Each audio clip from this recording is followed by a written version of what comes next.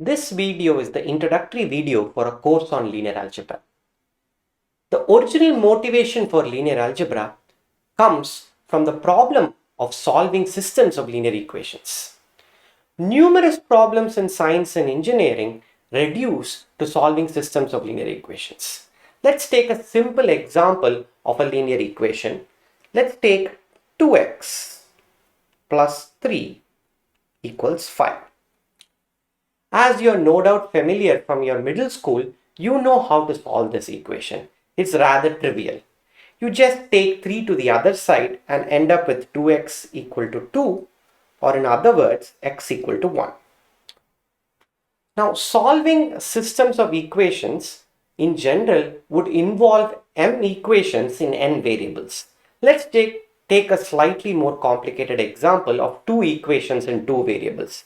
Let's take x plus y equal to 2 and x minus y equal to 1.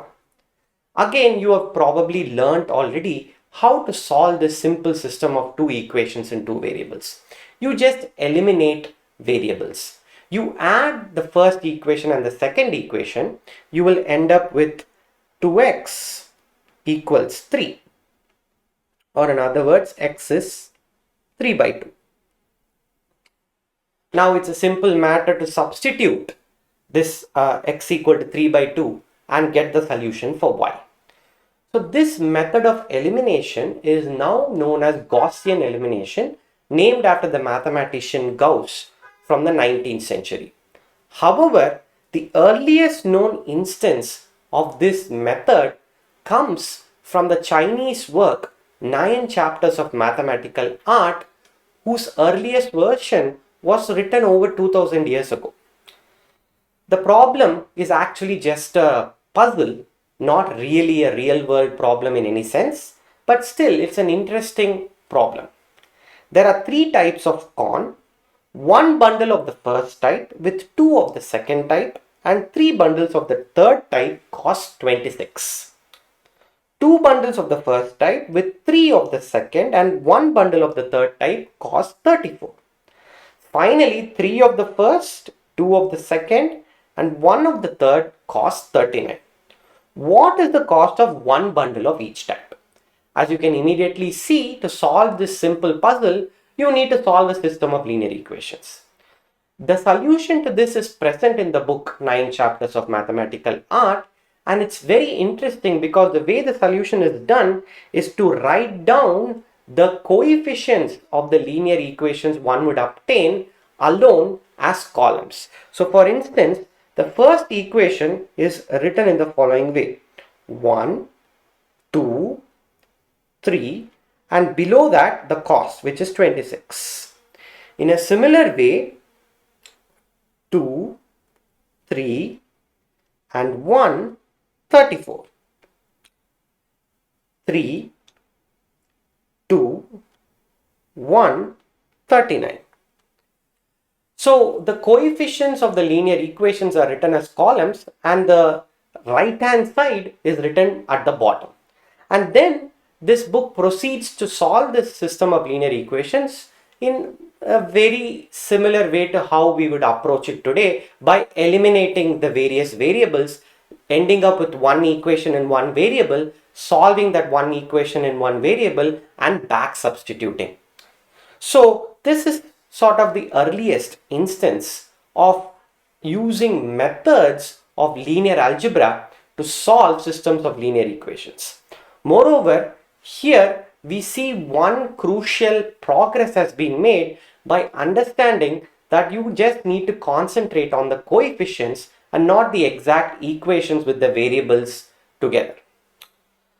Now, if linear algebra was merely about solving linear equations, then when I open a web browser, open Google and search for linear algebra, it would be really strange that I'm actually getting nearly 2.5 billion results delivered in 0.6 seconds, by the way.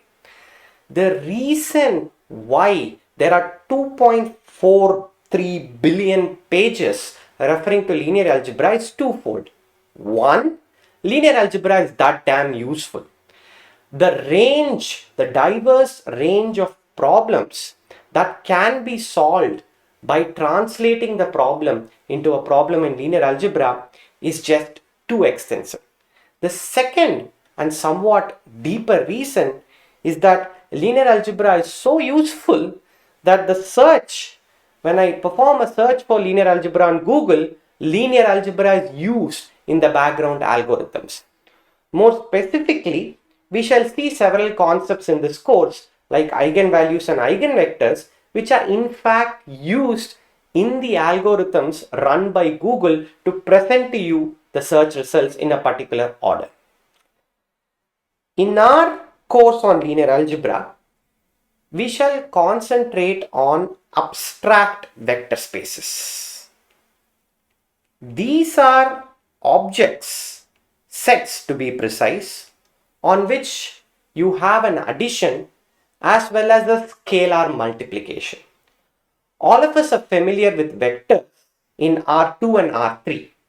Vectors can be represented as points in the Cartesian plane R2 or points in the three-dimensional space. Informally, we have already studied that vectors are quantities that have both direction as well as magnitude. So, when you treat vectors as points in R2, then the direction is determined by this angle that this arrow makes with the x-axis, and the magnitude of this vector is represented by the length, or in other words, the distance to the origin of that point. We shall be studying abstract vectors. They were first conceived by the mathematician Bolzano in 1804. Bolzano formulated the notion of lines and points and planes in an abstract way, not precisely defining what they are, but only specifying what operations you can do on lines, planes, and points. Bolzano's monumental insight would later inspire Hilbert to formalize classical Euclidean geometry. The mathematician Peano developed the work of Bolzano along with many others like Grassmann, for instance, and produced a set of axioms for an abstract linear space. Nowadays, the term vector space is more common than linear space, but both mean the same thing. So, we shall study abstract vector spaces, or more precisely, linear transformations between abstract vector spaces. The power of this method comes from the fact that ordinary vectors that we have already seen, that is points on R2 and R3, are subsumed by this general theory. That is, the study of linear phenomena in R2 and R3 are subsumed by the study of linear algebra. But more importantly, objects which do not in general look like vectors, for instance functions, they can also be treated as vectors and studied by the methods of linear algebra. This philosophy opens up a lot of doors. For instance, take the study of differential calculus. It is standard nowadays to treat the derivative not merely as the slope of the tangent, but actually as a map that is the closest linear approximation to the given function. Indeed, in multivariable calculus, this is the standard approach. So the basic idea is, if you have a complicated function, you can approximate it quite well by a linear function. And we have this massive tool called linear algebra that allows us to know everything about linear functions. This philosophy permeates much of modern science and engineering. If you have a complicated surface, then the natural thing to do would be to focus on a small part of it and approximate it by a plane. This plane is called the tangent plane.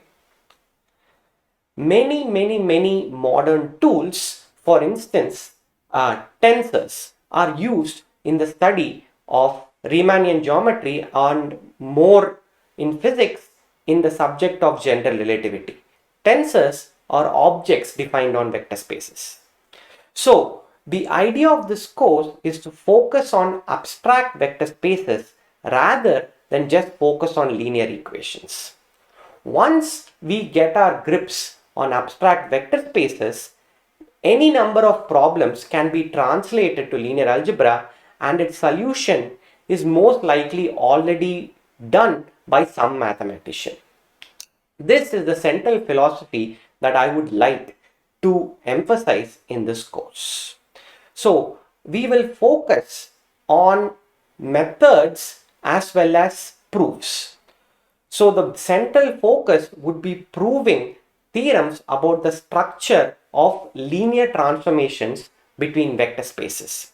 And to do this, we need to develop a lot of theory.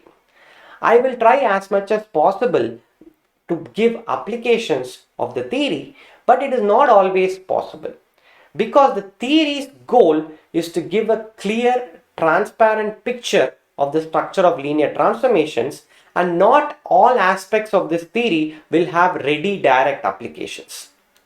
So have some faith that the end product would be of immense value. If not anything, linear algebra is one of the most beautiful subjects in mathematics.